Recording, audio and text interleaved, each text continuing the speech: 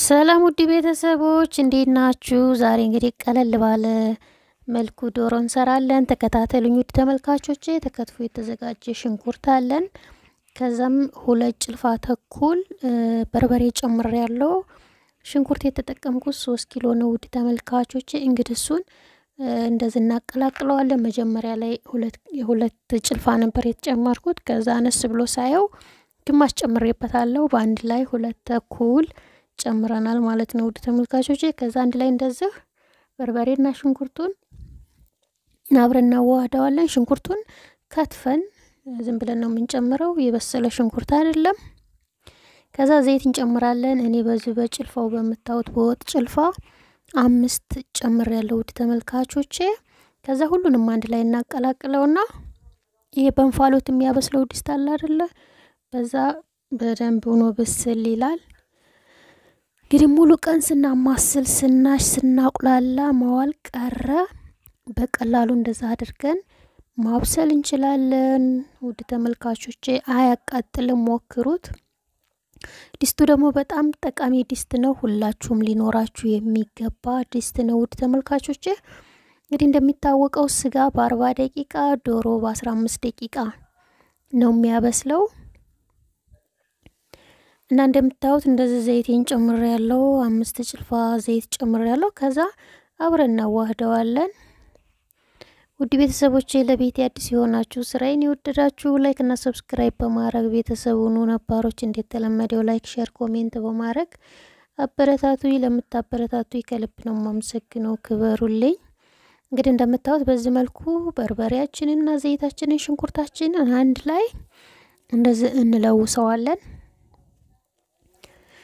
ከዛ እንደዚህ ግጥም እናደርገዋለን። ይሄ እንፋሎት የማያወጣው ድስት ነው ማለት ነው ውድ ተመልካቾቼ።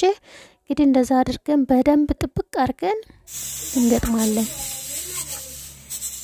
በደንብ ከገጠምን በኋላ እዚህ በጎን በኩል አለ የትንሽ የአየር ማውጫ የንፋስ ማውጫ የእንፋሎቱ ማለት ነው። እሷን እንገጥማለን።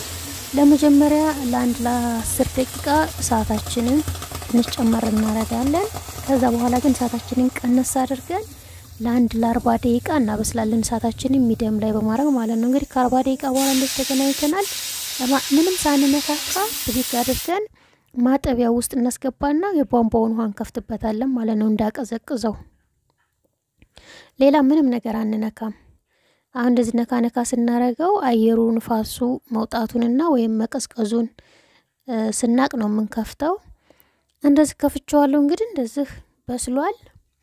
እንደምታውቁት ቆንጆ ሆኖ በስሏል። አልያዘም። እሳታችንን ሚዲየም ላይ አድርገን መቀነስ አለብን ብያችኋለሁ።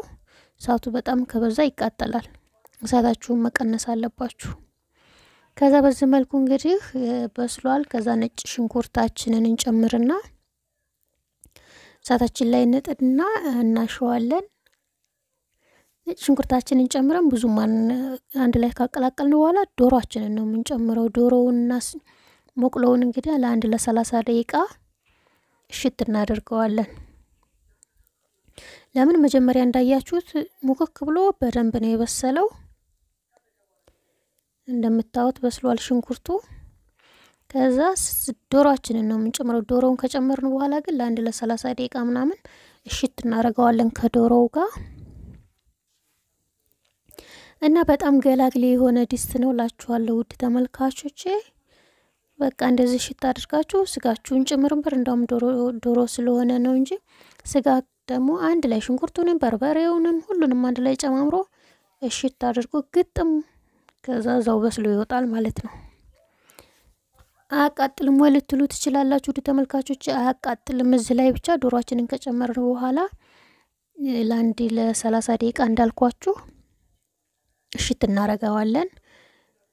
አሁን እንግዲህ ዶሮውን ጨምሬያለሁ እንዳያችሁት እያሸሁት ነው። አብረን ዶሮውንና ሽንኩርታችንን እናቁላላለን እንደዚህ እያሸን።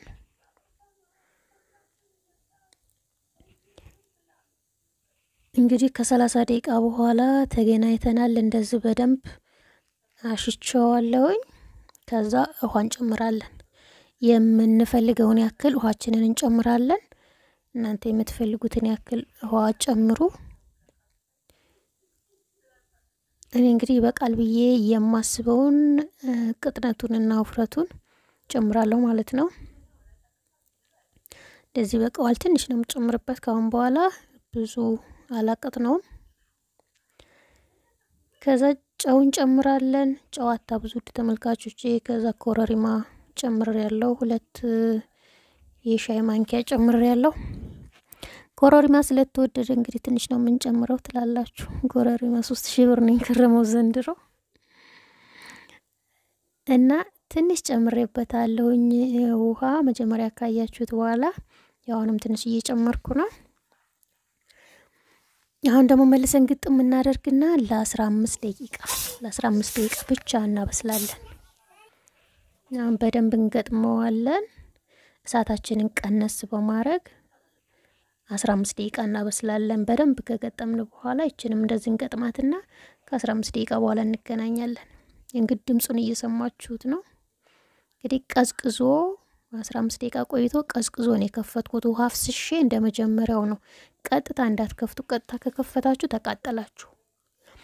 እንግዲህ ከ15 ደቂቃ በኋላ እንደዚህ ተገናኝተናል። እንደምታዩት የሚያምር ቆንጆ ወጥ ሆኗል። ውድ ተመልካቾቼ እንግዲህ ሙሉ ቀን አንድ ዶሮ ለመስራት መቼም ታውቃላችሁ።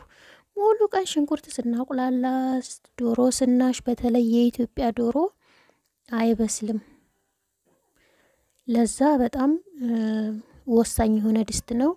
ውጭ ሀገር የምትኖሩም ገዝታችሁ ነው፣ ሀገር ውስጥ የምትኖሩ ሰዎችም ኢትዮጵያም አለ። ከውጭ ማዘዝ ለምትፈልጉ ኮሜንት ላይ አናግሩኝ። እንግዲህ እዚህ ጋር ቅቤ ነው የምንጨምረው። 2 የሾርባ ማንኪያ ጨምራለሁ።